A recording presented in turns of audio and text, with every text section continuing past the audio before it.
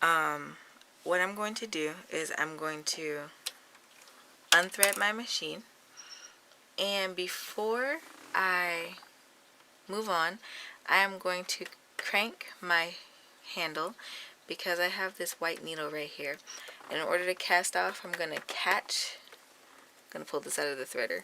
I'm going to catch my yarn under there, and I'm going to hold up my working yarn vertically and just crank a full row without any yarn.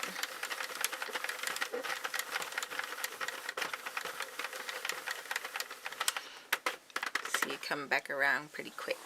So now what I'm going to do, actually the instructions for the machine tell you to cut off about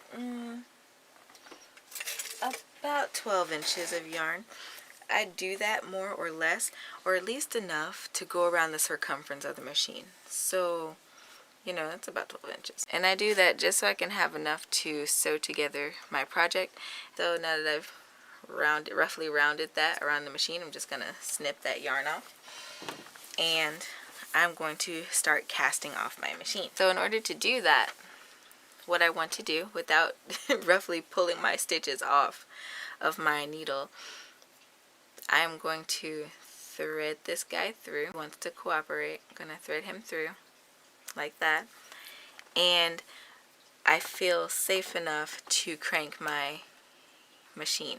So this first stitch that's being slided off of this white hook, that's okay to like have that fall off. But these ones going around, you do not want those falling off, because otherwise you're going to be using that crochet hook and you're going to be trying to pick up drop stitches. So before I start cranking, I always like to thread my yarn through these loops, like through so many of these loops. And so when I start cranking, I don't have to worry about losing my stitches.